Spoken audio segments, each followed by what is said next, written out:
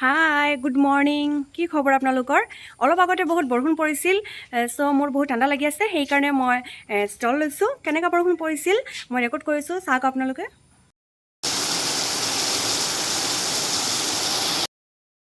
অলপ আগতে পানী খালোঁ আৰু এতিয়া দুটামান খেজুৰ খাই আছোঁ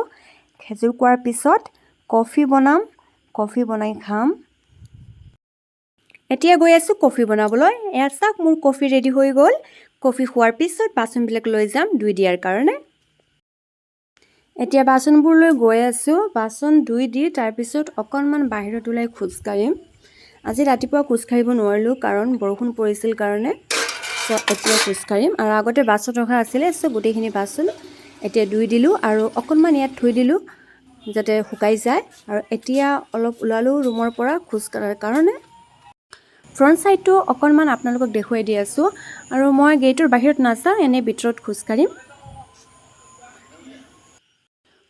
আহিলোঁ আৰু এতিয়া মই কুকাৰত দালি বহাইছোঁ আৰু ইফালে মই তিতা কেৰেলাখিনি কাট কৰি লৈছোঁ আৰু ইয়াতে পানী দি দিলোঁ এতিয়া ধুই ল'ম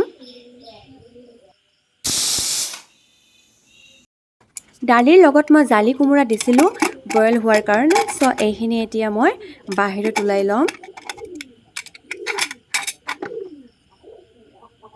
দালিৰ লগত জালি কোমোৰা দি খাই বহুত ভাল লাগে চ' মই বনাই আছোঁ এনেকা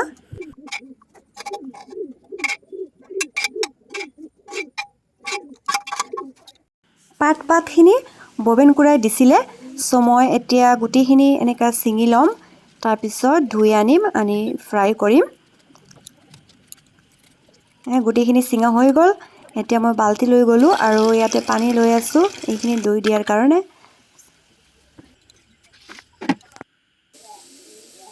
ধুই আনিলোঁ আৰু এতিয়া মই ইয়াতে পটল আৰু জালি কোমোৰা ফ্ৰাই কৰি আছোঁ এয়া ফ্ৰাই হৈ গ'ল আৰু তাৰপিছত ভাত খাই ল'লোঁ ভাত খোৱাৰ পিছত বাচনবিলাক লৈ গ'লোঁ ধুই দিয়াৰ কাৰণে পিছত বাচন ধুই তাতে অলপ সময়ৰ কাৰণে ৰাখি দিছোঁ আৰু এতিয়া মই ৰুমত লৈ গৈ আছোঁ কাৰণ এতিয়া শুকাই গ'ল মই সদায় এনেকা বাচন ধুই তাৰপিছত এনেকা ৰাখি দিওঁ শুকাই যোৱাৰ কাৰণে বাচনবোৰ লৈ যোৱাৰ পিছত অকণমান ৰেষ্ট কৰিম তাৰপিছত উঠি অকণমান খোজকাঢ়িম অলপ সময় ৰেষ্ট কৰি উঠিলোঁ আৰু এতিয়া খোজকাঢ়ি আছোঁ